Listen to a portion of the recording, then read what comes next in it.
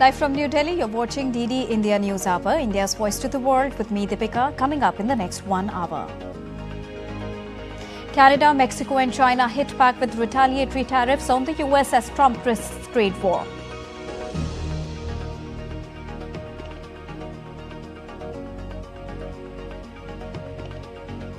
US military conducts airstrikes on IS targets in Somalia, and Pentagon says no civilians harmed. Tensions escalate between Russia and Ukraine, accuse each other for deadly strike on boarding school in Kursk region.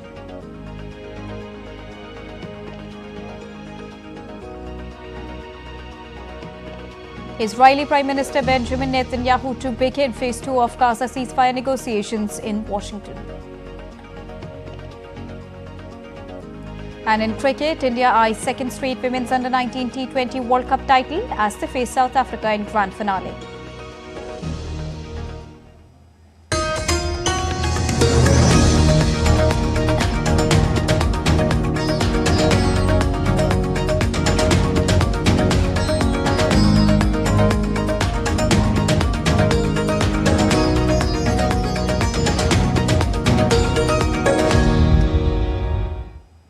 A very good morning to all our viewers watching DD India News Hour. Let's begin with the top story of the hour.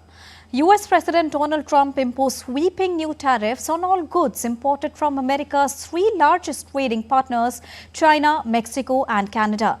Now, Trump said the US would impose tariffs of 25% on Canada and Mexico and 10% on China. Canadian energy faces a lower 10% tariff. Now, he had threatened to impose the import taxes if the three countries did not address his concerns about illegal immigration and drug trafficking. Together, the trio accounted for more than 40% of imports into the US last year. Trump has repeatedly expressed his approval of tariffs as a policy measure and has signaled that Saturday's action could be the first volley in further trade conflicts to come. Now, this week, he also pledged to impose future duties on the European Union. He has also promised tariffs on semiconductors, steel, aluminium, oil and gas. Responding to Donald Trump's tariff threat, Mexico, Canada and China announced to retaliate with counter tariffs. Canadian Prime Minister Justin Trudeau, in a dramatic tone, warned of a fracture in long-standing Canada-US ties. He responded to the US trade action with 25% tariffs against $106 billion worth of American goods. He also stated that Canada not looking to escalate the issue and will continue to stand up for Canada and also for Canadians.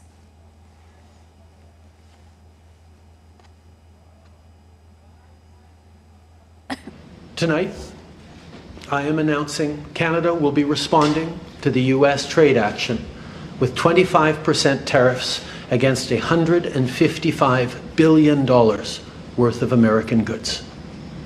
This will include immediate tariffs on $30 billion worth of goods as of Tuesday, followed by further tariffs on $125 billion worth of American products in 21 days' time, to allow Canadian companies and supply chains to seek to find alternatives. On the other hand, Mexican President Claudia Sheinbaum also announced to retaliate against Trump's tariffs. She said she had told her economy minister to implement Plan B that we've been working on, which includes tariff and non-tariff measures in defense of Mexico's interest, quote unquote. Now, China also vowed corresponding countermeasures against new Trump tariffs. In a statement issued, Beijing stated that they would file a lawsuit at the World Trade Organization, arguing that the unilateral imposition of tariffs by the United States seriously violates World Trade Organization's rule. And to discuss more on this, I am joined by DD India's Shubhendu Ghosh. Good morning, Shubhendu. Now, first of all, take us through the major highlights of the tariffs imposed on all three countries, Mexico, Canada and China. Good morning, Deepika. That's right. Donald Trump's tariff diplomacy has indeed begun. As you mentioned, that there's about 25% taxes that has been levied, according to the president, on Mexico and Canada, and 10% on China. However, on some goods of China, Donald Trump had suggested that the tariff could go as high as from 60 to 200%, especially as far as Chinese automobiles are concerned. We also have to see these numbers in terms of the trade deficit that the US has to grapple with. Over the years, the trade deficit has only increased in the last decade. Today, it stands upwards of $650 billion of cumulative trade deficit, and most of it contributed by these three top trade partners, which is Canada, Mexico, and then China. The highest is with China, over $100 billion of trade deficit with the United States. So in that sense, when Donald Trump talks about the key reasons for imposing these tariffs, which is to curb human trafficking, illegal immigration, to stop the flow of drug trafficking, especially fentanyl, there is also the concerns around trade deficit. Donald Trump, even during his campaign, had said that these very close trade partners had taken the best of America, and they're not doing justice as far as the trade deficit is concerned. So he wants to even out with these key trade partners. So in that sense, both Mexico and Canada have said, who share the border with America, have said clearly that they are willing to address the genuine concerns of the American administration, particularly with regards to the movement of people, the issue of illegal immigration, particularly from the Mexico. Also, drug trafficking continues to be a common challenge. However, imposing tariffs and as high as 25% is not a way to find a solution, and therefore each of these countries and their representatives have spoken of a tit-for-tariff response to American precedent. Now, also, Shubhendu, Mexico and Canada have already retaliated. However, Trump said that retaliation may lead to even difficult situation. How do we look at it and its global economic impact overall? That's right. This sort of a tit-for-tat tariff war benefits no one. It does, in fact, puts the global economy in jeopardy, which is already reeling with the disruptions by conflicts in Russia-Ukraine conflict in the Middle East and elsewhere. There's also climate change, which is having a cascading impact on global economy. Add to that, this kind of tariff war, especially among major economies, US and China. Remember the last time the Trump administration was in power, the kind of impact it had on global economy. It leads to inflation. There are many ways of dealing with tariffs. The first is that the exporter would reduce the price in order to balance out the tariff and make its product competitive. In America, for example, the American importer could in fact reduce their profit to still get the goods from these countries. But in most cases, the higher costs are in fact passed on to the end consumers, and therefore it adds to higher cost of living, higher cost for the end consumer, something that Donald Trump had promised during his campaign, that this sort of a tariff imposition conflict will not affect the middle class in America. Cost of living was exactly the premise and platform on which he'd won, many say, this American election. So in that sense, we'll have to wait and watch the kind of impact it has on all the stakeholders connected with this issue. Thank you so much, Shubhendu, for joining us and bringing us a rounded perspective on the developing issue. Now, U.S. Secretary of State Marco Rubio arrived on Saturday in Panama, where he plans to raise President Donald Trump's demands for the Panama Canal. Now, Rubio, on his first trip as the top U.S. diplomat, during which he will travel to 4 other Latin American countries, will tour the Panama Canal and meet President Jose Raul Mulino on Sunday. Rubio's mission came as Donald Trump imposed steep tariffs on Canada, Mexico and China, another step showing a far more aggressive U.S. foreign policy. Now, U.S. forces carried out airstrikes in Somalia, targeting a senior Islamic State attack planner and other members of the terrorist group, killing many of them. President Donald Trump on Truth social post said that the attack has killed those who were hiding in caves, threatened the United States and its allies. Saturday's strikes were carried out in the Golis Mountains, said the Secretary of Defense, Pete Hegseth, who added that an initial assessment indicated multiple operatives were killed. He said no civilians were harmed. The strikes come just days after Interpol announced the arrest of several suspected members of Islamic State in East Africa. The arrests occurred amid mounting concerns over a possible resurgence of the ISIS militant group after the ousting of Bashar al-Assad in Syria. And now let's get you the latest from the ongoing Russia-Ukraine crisis.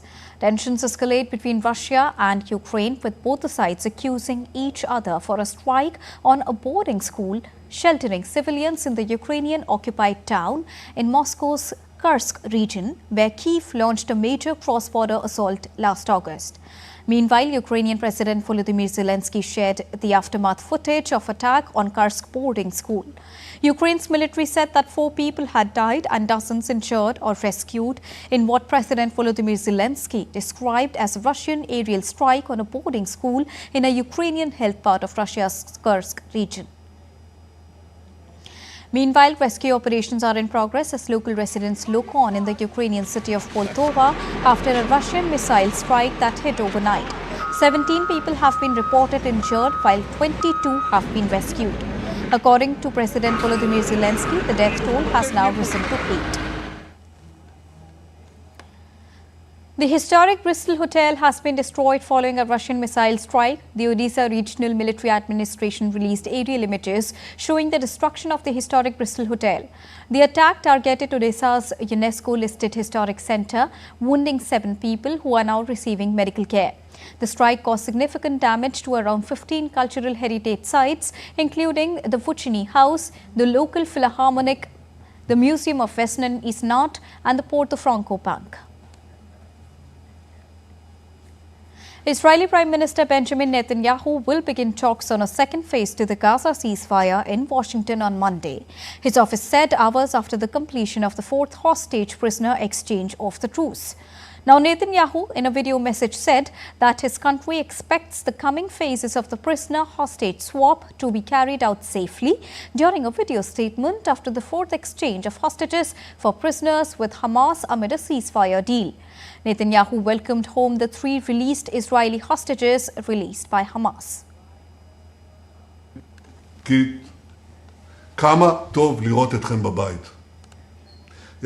Earlier this week, in the previous phase, we made it very clear that we would not tolerate any violation of the agreement.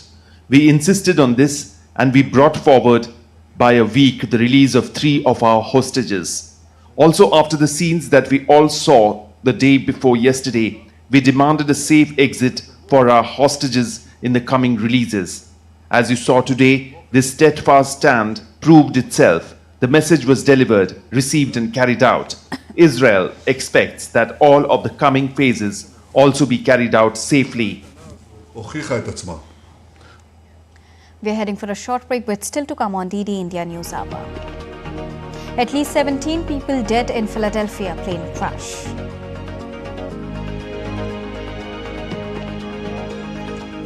Thousands protest over Spain flood response.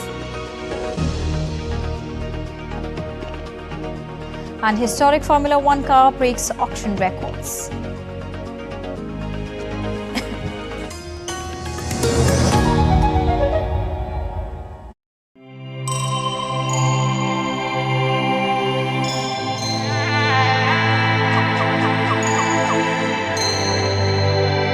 Embark on a timeless journey.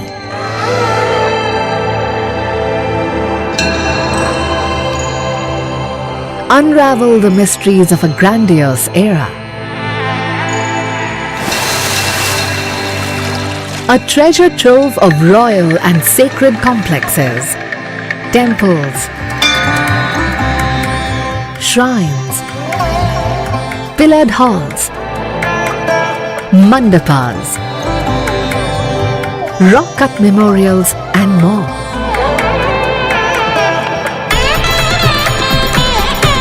A spectacular setting of rugged landscape and exemplary workmanship, representing the best of Dravidian architecture.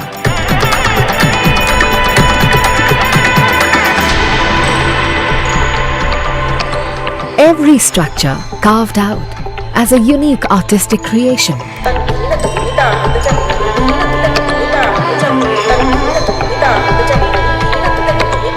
a heritage landmark that reflects pure magnificence, integrated within its natural environment. An unexplored haven for nature and adventure enthusiasts. An imposing heritage reflected in its street bazaars and annual festivals of music and culture. Come, be mesmerized by the glorious capital of the Vijayanagar Empire.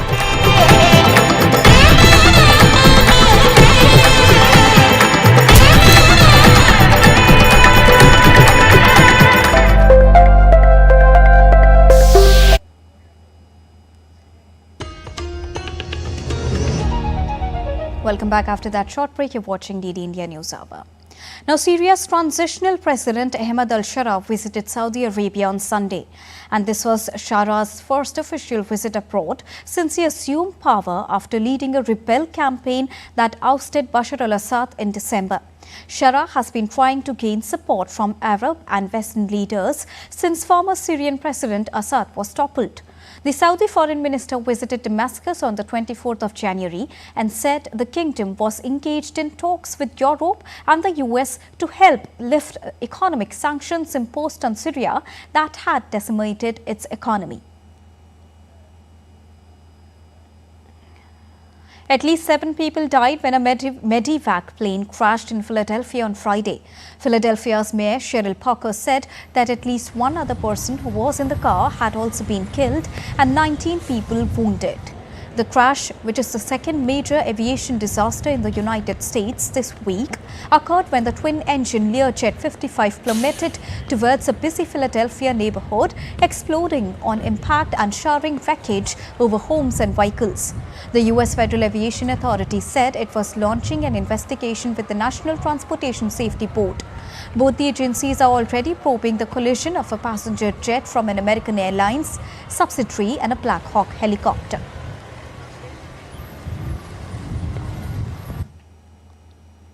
At this point, we can confirm that there were 6 souls on board the plane that crashed on Cottman Avenue last evening.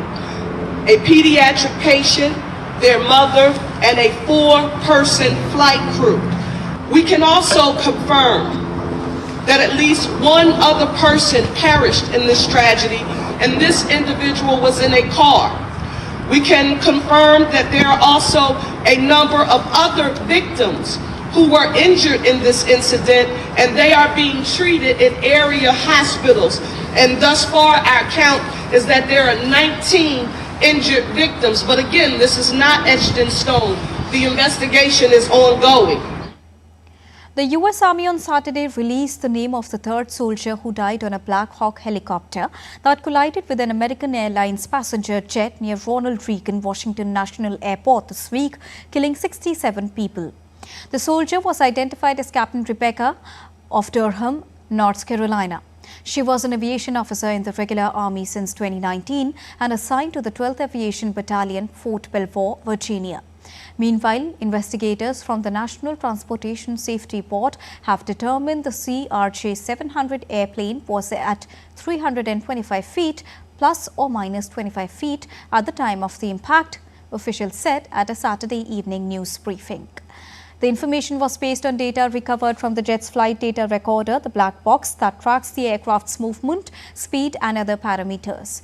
The new details suggest the Army helicopter was flying above 200 feet, which is the maximum altitude for the route it was using. Now, Brazil's House and Senate elected new leaders who promised independence from the administration of President Luiz Inácio Lula da Silva during their 2-year terms. Hugo Mota from the Republicanos Party of Paraba was elected as the new president of the Chamber of Deputies and Davi Olcombo to head the Senate, receiving 444 out of 513 votes.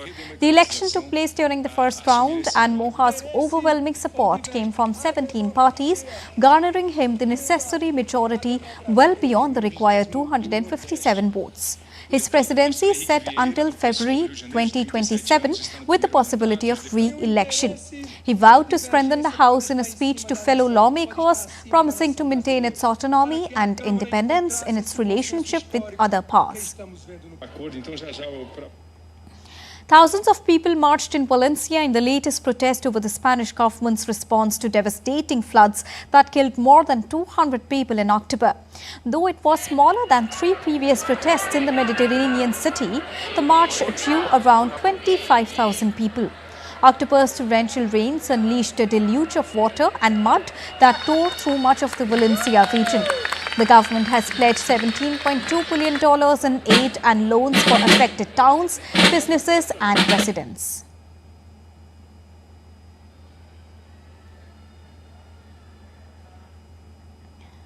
The conflict in Eastern Democratic Republic of Congo is clearly on the brink of a broader regional war, as Africa's top health agency warned the fighting could spark new outbreaks of serious diseases. The Rwanda-backed armed group M23 has vowed to march on the capital, Kinshasa, after capturing eastern DRC's biggest city of Goma earlier this week.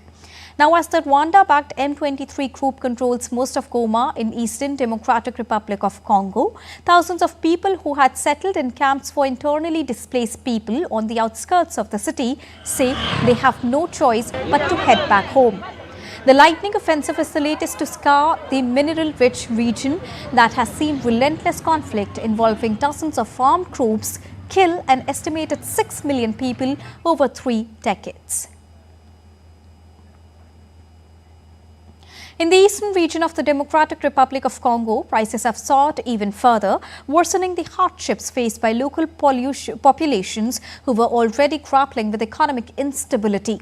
The soaring prices are a result of several factors, including ongoing conflict, disrupted supply chains, inflation, and a lack of infrastructure, all of which have compounded the already fragile economic situation in the region.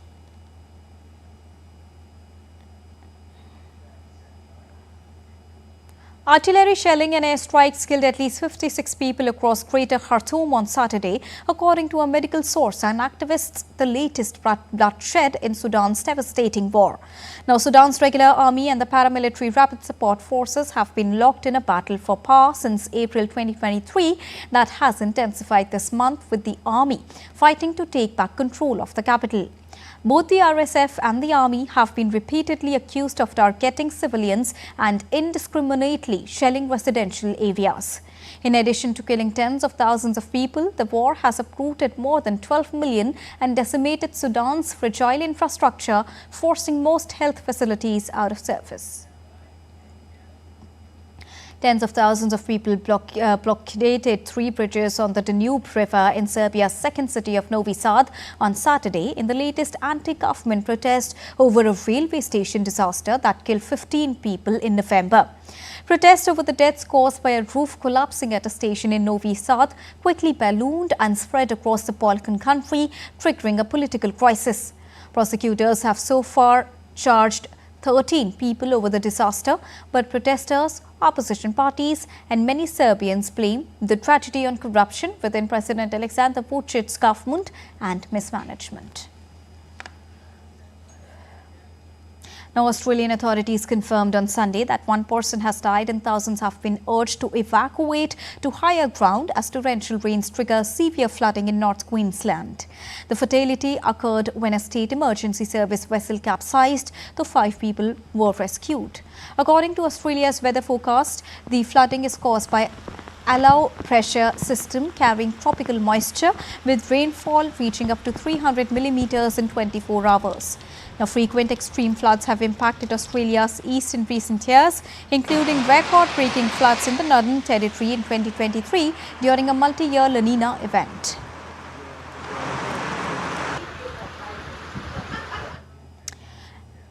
Now, the head of France's far-right National Rally opposition party argued Saturday for a referendum on immigration, echoing the Prime Minister's language earlier this week about France being flooded with migrants.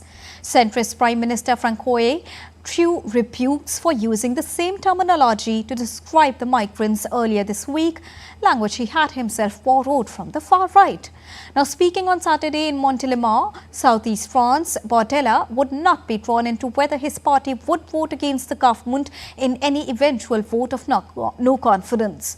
The government would fall if both the Socialists and National Rally, with far left parties, joined to sanction Barrot's government as they did to bring down his predecessor Michel Barnier in early December. Legal experts have said that a referendum on immigration could face constitutional obstacles. And now let's take a look at other stories making news around the world in brief. Around 43 migrants detained in camps in Albania returned to Italy on Saturday evening after a Rome court ordered their transfer. The migrants, majority from Egypt and Bangladesh, had been sent to Albania earlier this week after being rescued in the Mediterranean.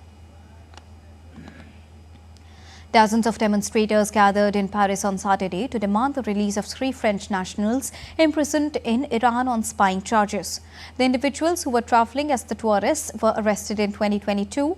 Right groups have accused Tehran of detaining foreign nationals to gain diplomatic leverage that Iran has repeatedly denied. A streamlined Mercedes raced by Formula One great Sterling Moss and Juan Manuel in 1955 set a record for a Grand Prix car on Saturday, selling at an auction for $53.01 million. The car was driven to victory by 5 times world champion Juan at the non-championship Buenos Aires Grand Prix in 1955. We're heading for a short break, but still to come on DD India News Hour. Up next, we'll get you all the latest updates from Maha Kumbh 2025.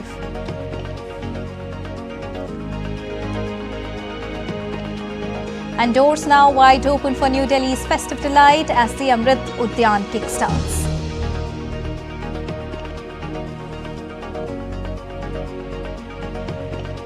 North Indians face western disturbances as IMD issues fresh predictions.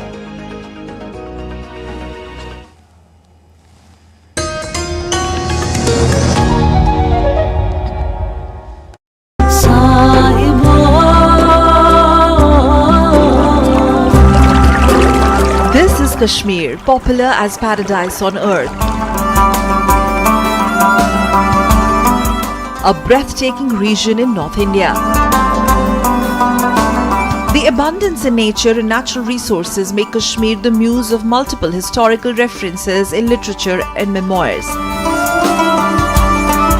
Jammu and Kashmir was declared a union territory in 2019 and it has major tourist cities in the valley. This includes Srinagar, Gulmarg, Pahalgam, among others.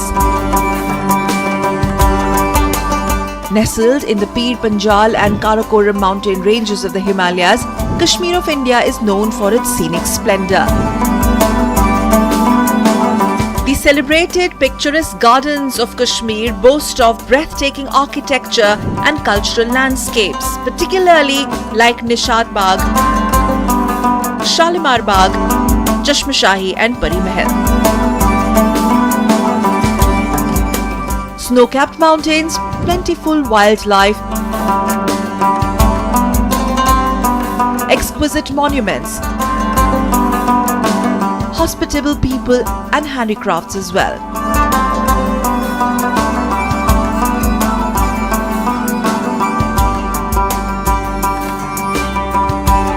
The shikara in the pristine waters of the world-famous Dal Lake of Srinagar cannot be missed.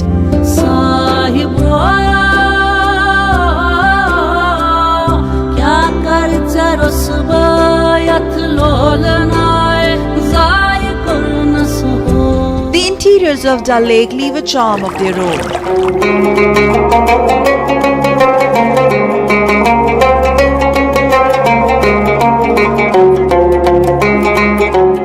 Snow-fallen valley is like a winter symphony, making it a Himalayan winterland.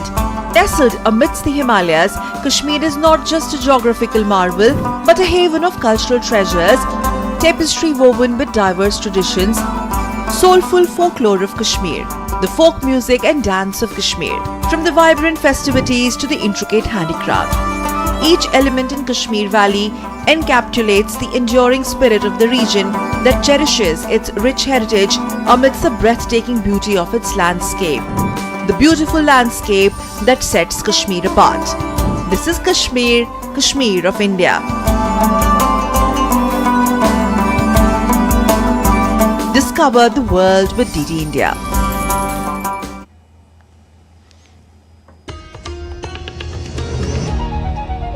Welcome back after that short break. You're watching DD India News Hour. Now let's quickly recap the top headlines of the hour. Canada, Mexico and China hit back with retaliatory tariffs on US as Trump risks trade war.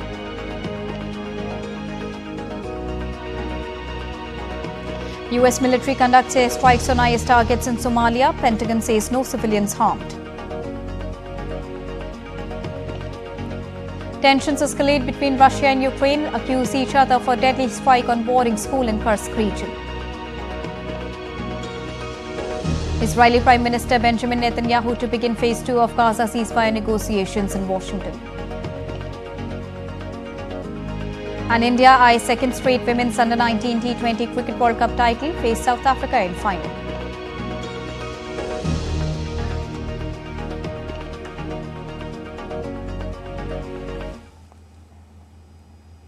Well, India's Finance Minister Nirmala Sitharaman presented the Union Budget 2025 on Saturday, marking her record 8th consecutive presentation.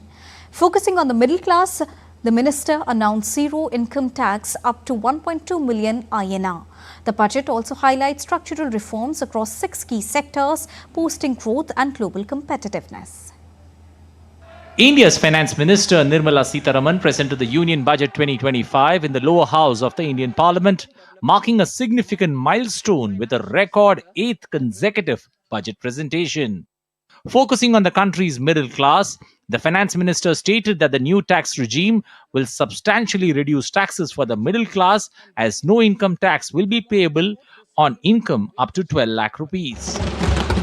In recognition of their contribution, we have periodically reduced their tax burden. Right after 2014, the nil tax slab was raised to 2.5 lakhs of rupees, which was further raised to 5 lakh rupees in 2019 and to 7 lakh rupees in 2023. This is reflective of our government's trust on the middle class taxpayers. I am now happy to announce that there will be no income tax payable up to income of 12 lakh rupees.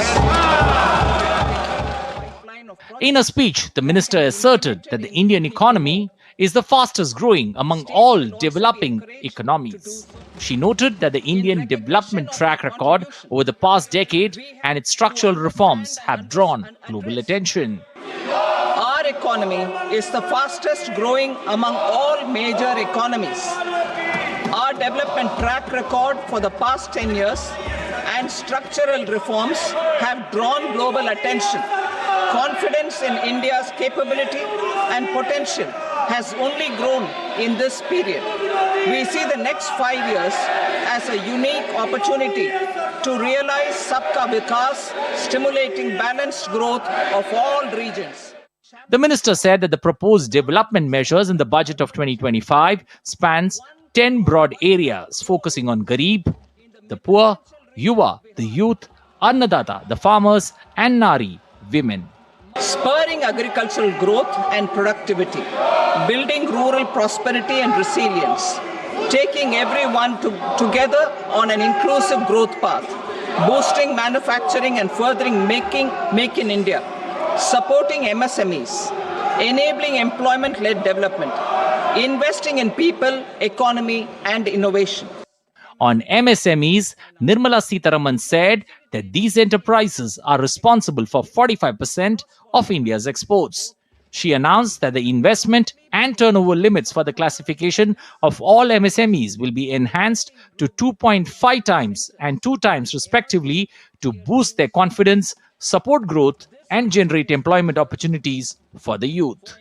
With their quality products, these MSMEs are responsible for 45% of our exports. to help them achieve higher efficiencies of scale, technological upgradation, and better access to capital. The investment and turnover limits for classification of all MSMEs will be enhanced to 2.5 and 2 times respectively. While discussing the expansion of medical education, the finance minister announced that 10,000 additional seats will be created in medical colleges and hospitals as part of the goal to create 75,000 new seats for the next 5 years. Additionally, she proposed adding 36 life-saving drugs and medicines to the list of items fully exempted from basic custom duty. Bureau Report, DD India. Now, Finance Minister Nirmala Sitharaman also underlined that this budget aims at initiating transformative reforms across 6 domains to augment growth potential and global competitiveness. The Finance Minister said that in the journey of development, reform is the fuel. Urban development, mining.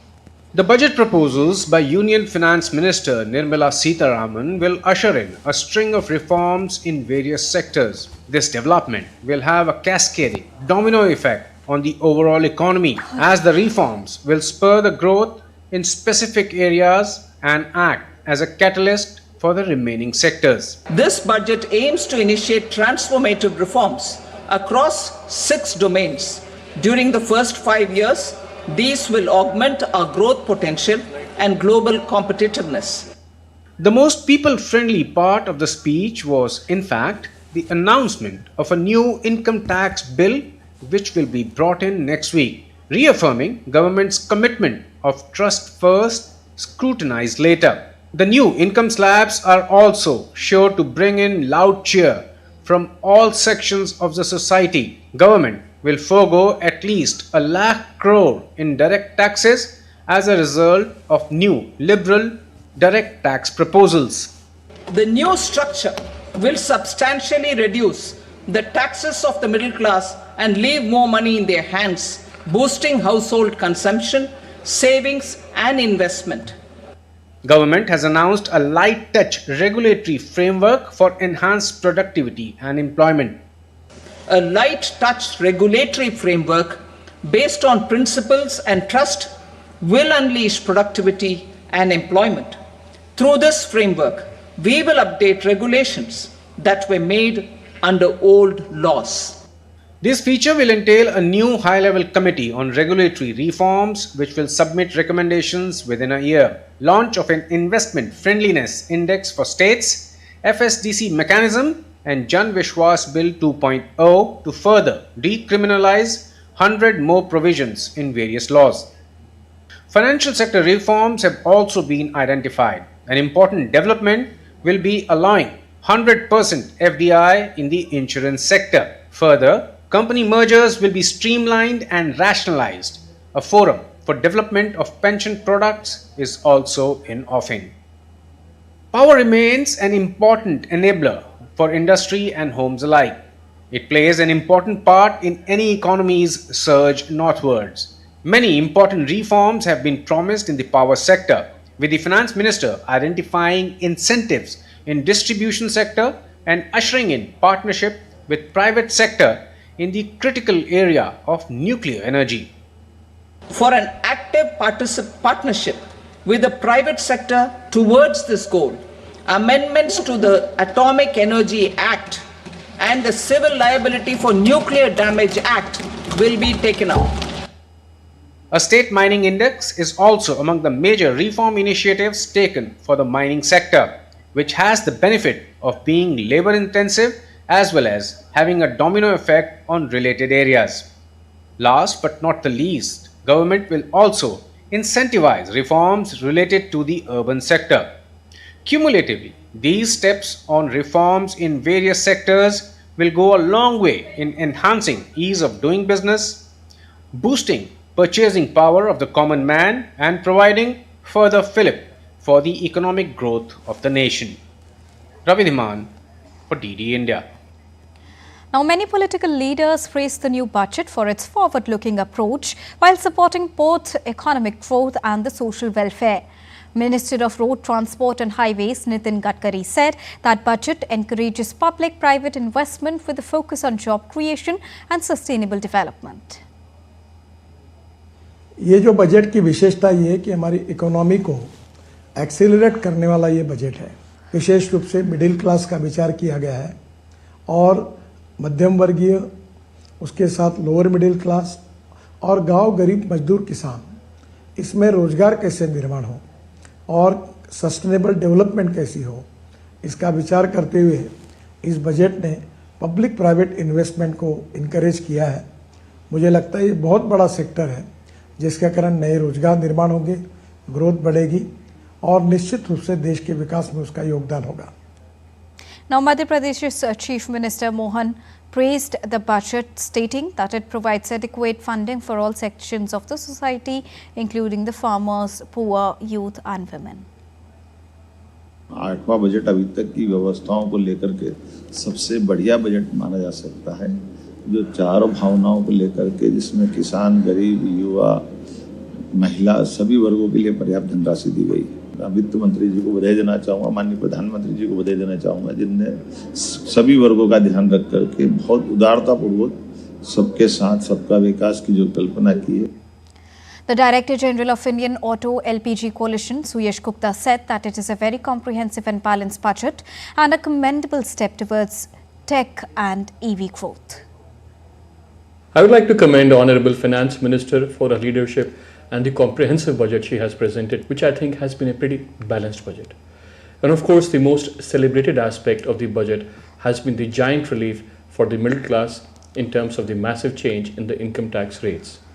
Additionally, the changes in the TDS and the TCS norms would go a long way towards its endeavors for ease of doing business and ease of compliances. This budget is a commendable step as an enabler towards notable push towards clean tech and EV growth. Moving on, the ongoing Maha Kumbh 2025 in Prayagraj continues to witness an overwhelming influx of devotees, reaffirming its status as the world's largest religious gathering. And with the Maha Kumbh drawing millions each day, the authorities remain on high alert, implementing enhanced security and crowd control measures to ensure a safe and seamless experience for all devotees. The authorities intensified security and crowd management efforts to prevent overcrowding at the ghats, as an estimated 4 to 5 crore devotees are expected to participate in Basant Panchami sacred bathing ritual, which is the third Amrit Snan of the 45-day-long Maha Kumbh festival.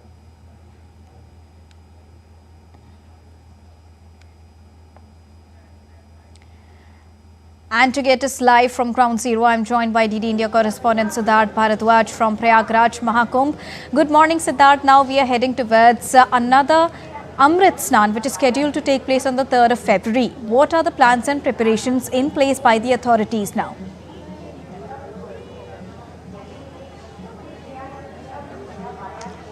Hi Deepika, very good morning to you, and definitely it's the third Amrit Snan tomorrow on the occasion of Basant Panchami, and I'm standing here at Kali Marg, which is the entrance of the Kumbh Mela premises, and as you can see behind me, there's a large influx of pilgrims, tourists and the devotees who are coming here, from all walks of life. You can see people are carrying the luggage on their heads, and they are not just coming from like 1 or 2 kilometers, they are coming from around 20-25 kilometers. Those people who are coming by roads, they are stopped around 20-25 kilometers away from the city, and they are now walking. So such is the enthusiasm of the people to take holy dip in the Triveni Sangam, which is the confluence of river Ganga, Yamuna and Saraswati.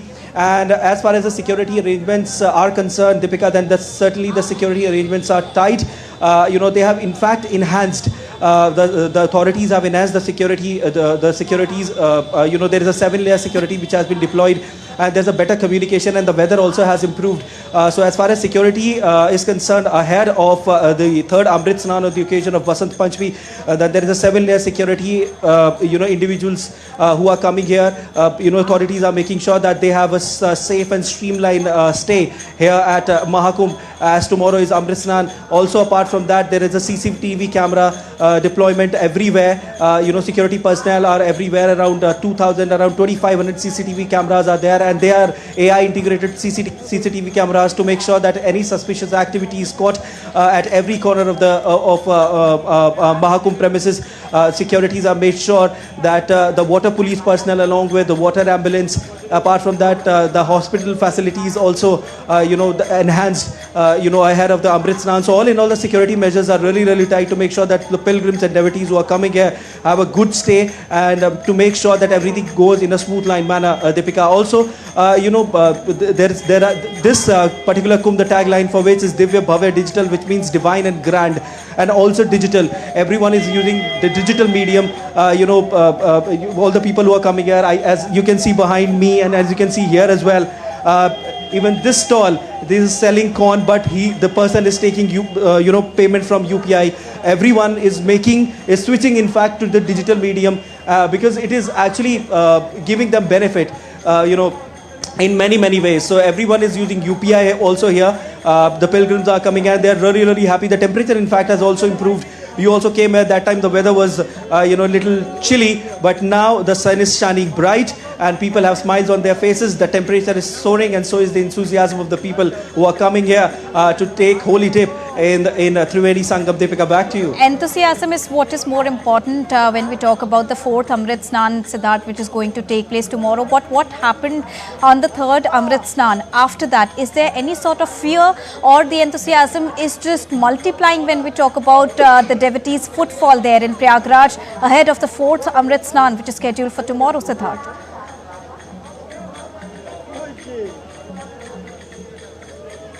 Definitely, Deepika, enthusiasm is just soaring. Like I said, the sun is shining bright and people have smiles on their faces. They are walking here, from many kilometers. And in fact, when they are coming by road, they are, like I said, the vehicular movement is stopped like around 20-25 kilometers. So they have to walk, and they are walking. And such is the enthusiasm of the people who are coming here to take the holy dip. And then apart from that, security, like I just mentioned, is also strengthened ahead of the Amrit Snan, which is going to take place tomorrow. Yeah. Thank you so much, Siddharth, for joining us and bringing us the latest details ahead of the 4th Amrit Snan from Maha Kumbh. Moving on, February the 1st marks the foundation day of the Indian Coast Guard. Established in the year 1977, the Maritime Security Force has over 75 aircraft. Our next report brings you more details. Take a look. February 1 is celebrated as the Foundation Day of the Indian Coast Guard. Did you know that today is the 49th Foundation Day of the Indian Coast Guard? Let's know more about this day and ICG in this video. This day is celebrated to highlight the great achievements of the Coast Guard. The Indian Coast Guard was established on February 1, 1977 by the Coast Guard Act 1978. ICG has come a long way from its inception in a small form in the year 1977.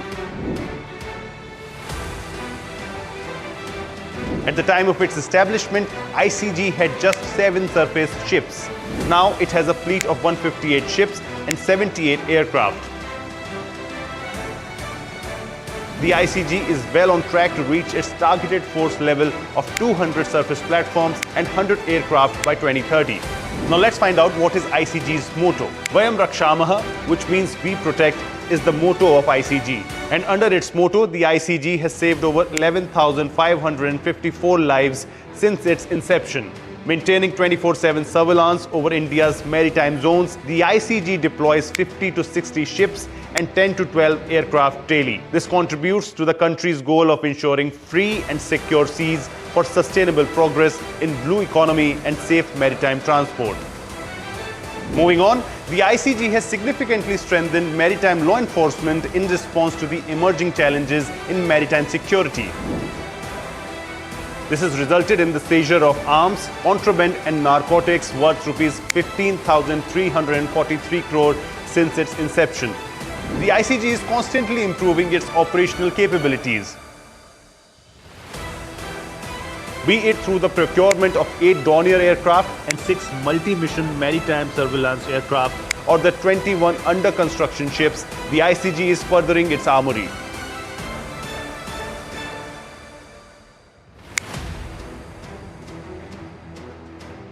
Majority of the Coast Guard's assets are domestically manufactured, and about 90% of the capital budget is allocated for indigenous assets, strengthening the Make in India and Atmanirbhar Bharat campaign.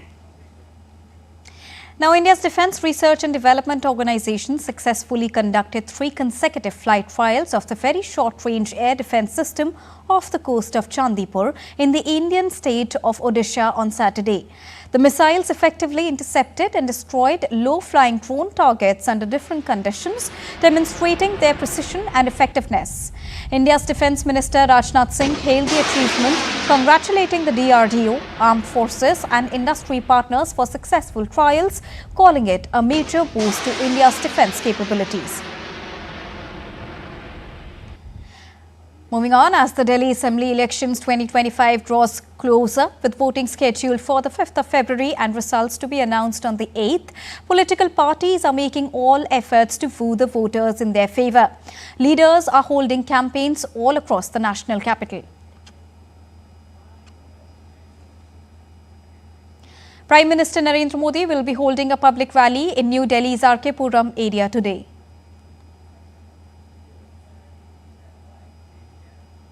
Moving on, the President of India, Draupadi Murmu, graced the opening of the Amrit Udyan Winter Annuals Edition 2025.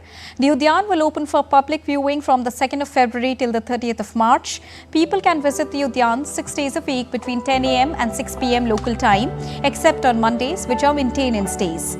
Booking and entry to the garden is free of cost. Booking can be made from the official website. Walk-in entry is also available.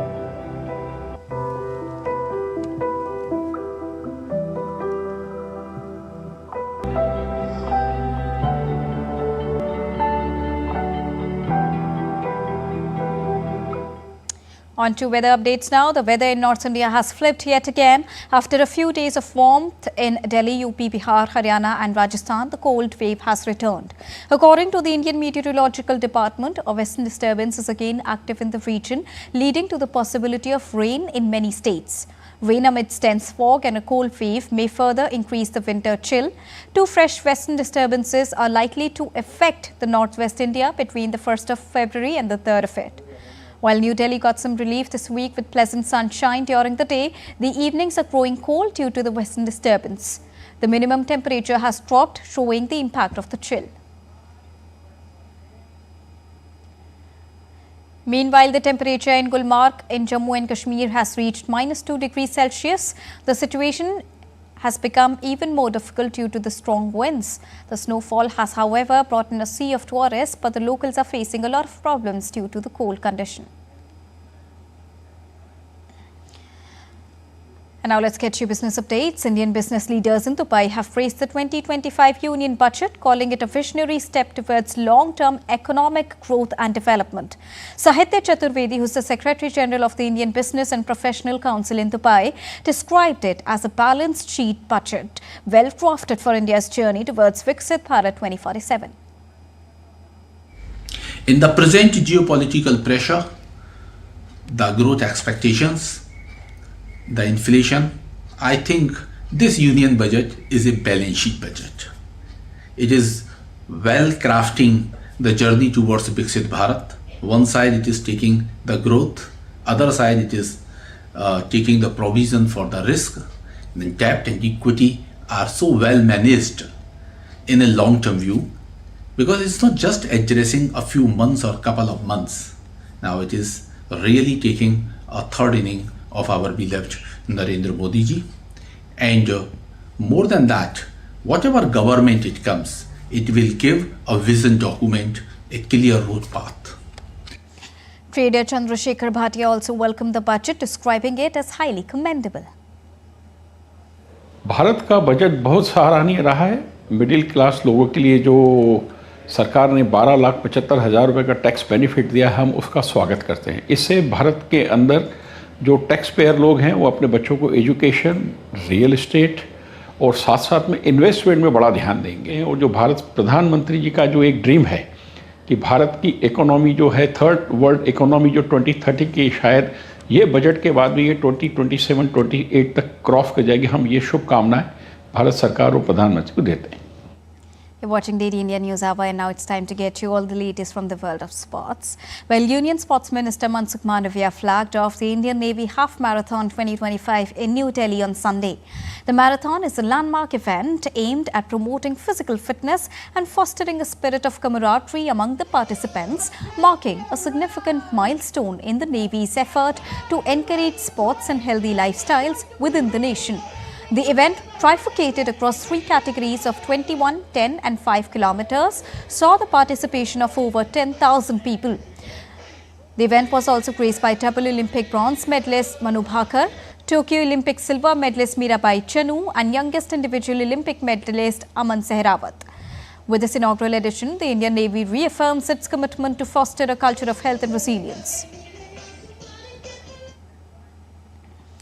And unbeaten so far in the tournament, a dominant India will start as overwhelming favourites to win their second consecutive title as they take on South Africa in the finals of the Women's T20 Cricket World Cup Under-19 category on Sunday. India have had a flawless campaign so far, winning all their 6 matches in the tournament. In hockey, Gonzalo and Amandeep scored for Hyderabad Tufans, while Jugraj Singh and Sam found the back of the net to secure the title for Bengal Tigers. It was a tense contest from the first whistle, with both the teams taking turns to probe others' defence. The Tigers employed aerial passes regularly, resulting in a penalty corner 4 minutes into the game, but the Tufans withstood all 3 attempts on goal from Jugraj Singh. With 6 minutes left in the quarter, Abhishek earned a penalty corner for the Tigers, and Jugraj Singh powered the ball into the left corner with a thunderous track flick and restored parity.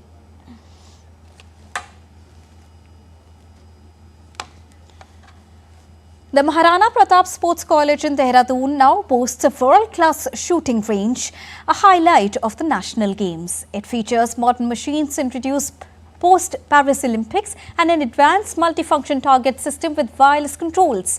TD India's Narayan Singh brings this exclusive report from Ground Zero. Take a look. Dehradun's Maharana Pratap Sports College has emerged as a top destination for shooting sports. Its state-of-the-art range is a highlight of the National Games, showcasing world-class infrastructure. This is India's 3rd largest in terms of target capacity, following Delhi's Dr. Karni Singh shooting range and MP shooting range in Bhopal. देखिए, एक तो सबसे पहले मैं बताऊंगा कि ये उत्तराखंड देवभूमि में रेंज बनी है और मौसम के हिसाब से इससे बढ़िया जगह तो शायद ही कहीं पूरे इंडिया में अवेलेबल होगी। और जो रेंज के बारे में बताऊं, मैं एकदम लेटेस्ट वर्जन है जो कि ओलंपिक के बाद सिर्फ देहरादून उत्तराखंड में लगा है अभी ये। बस एकदम इतने कम समय में हमने ये रेडी करी है, इससे ज़्यादा और ख़ास बात तो कुछ हो ही नहीं सकती है। 15 दिन के अंदर ये रेंज बिल्कुल पूरी तरह डेवलप हुई है। लास्ट टाइम में जो ये फिनिशिंग टच हुआ है, ये सिर्फ 15 दिन का काम है। The range boasts 260 targets, with 60 each for 10-meter and 25-meter events and 40 for the 50-meter category. Equipped with modern machines introduced after the Paris Olympics, it meets international standards. अच्छा है, यहाँ पे बहुत अच्छे से बनाया है। ये मेरा पहली बार है यहाँ पे आने में। कंपैरेटिवली यहाँ पे भी हाँ मैचेस आगे और हो सकता है, क्योंकि बहुत अच्छे से बनाया है और हमें भी बहुत खुश था कि यहाँ पे हम आके खेल पा रहे हैं। A key feature is its multifunction target system with built-in hit sensors and wireless controls.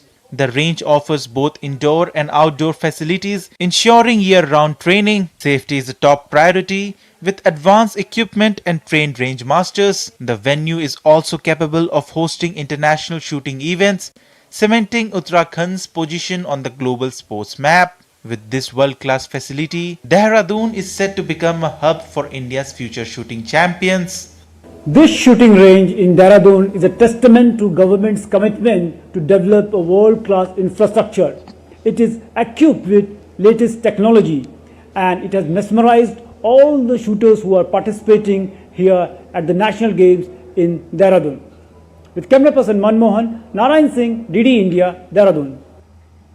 And that's all for this edition of DD India News Hour. But do let us know your thoughts on the news of the day. For those on the go, you can get all the latest news and updates from India and across the world on DD India mobile app. The app is available on both Android and iOS platforms. Scan the QR code on the screen to download it right now. We'll be back with more news as it breaks here on DD India. I'm Deepika, and from all of us here in New Delhi, thank you so much for watching DD India News Hour. Namaskar.